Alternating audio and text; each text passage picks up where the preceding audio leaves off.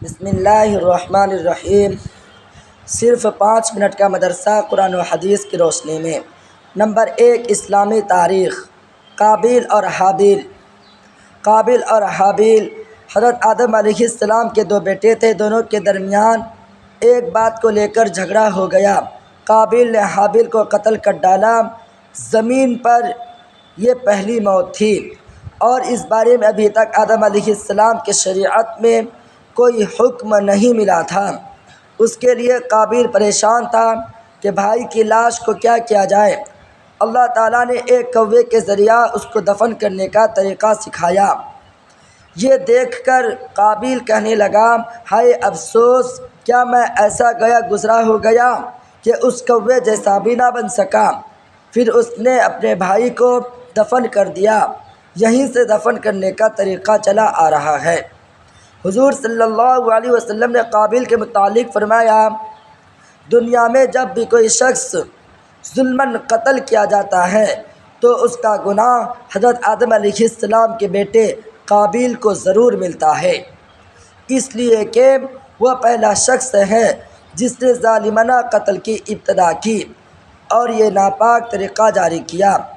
اسی لیے انسان کو اپنی زندگی میں کسی گناہ کی ایجاد نہیں کرنی چاہیے، یعنی شروعات نہیں کرنی چاہیے، تاکہ بعد میں اس گناہ کے کرنے والوں کا وبال اس کے سر نہ آئے۔ نمبر 2، اللہ کی قدرت۔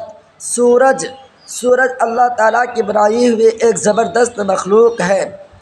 اس سے ہمیں روشنی اور گرمی حاصل ہوتی ہے۔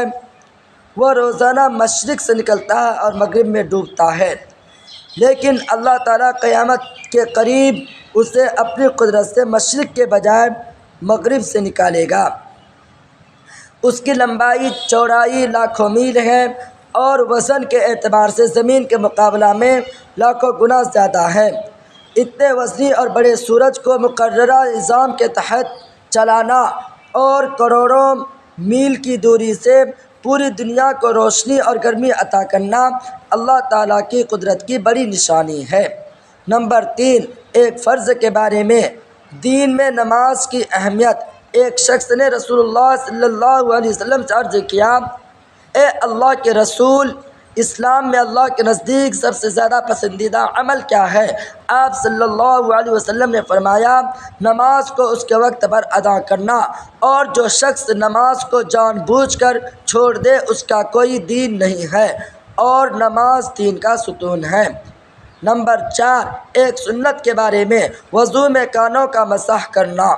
حضرت عبداللہ بن عباس رضی اللہ عنہ بیان کرتے ہیں کہ رسول اللہ صلی اللہ علیہ وسلم نے وضو میں اپنے سر مبارک کا مسح فرمایا اور اس کے ساتھ دونوں کانوں کا بھی، اس طریقے پر کہ کانوں کے اندرونی حصہ کا شہادت کی انگلیوں سے مسح فرمایا اور باہر کے حصہ کا دونوں انگوٹھوں سے۔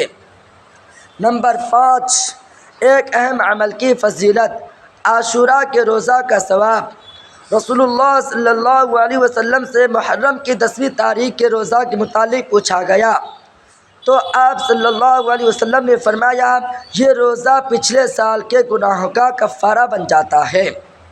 نمبر 6، ایک گناہ کے بارے میں۔ بلا ضرورت مانگنے کا وبال۔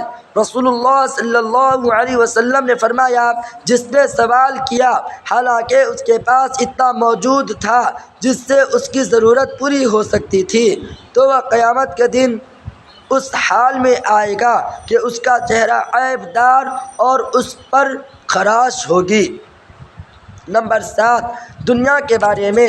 حضور صلی اللہ علیہ وسلم کے گھر والوں کا صبر۔ حضرت ابن عباس رضی اللہ عنہ بیان کرتے ہیں کہ رسول اللہ صلی اللہ علیہ وسلم اور آپ کے گھر والے بہت سی رات بھوکے رہتے تھے۔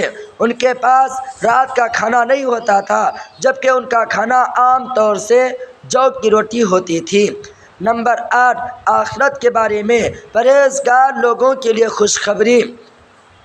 قرآن میں اللہ تعالیٰ فرماتا ہے، بے شک پرہیزگار لوگ جنت کے باغوں اور چشموں میں ہوں گے۔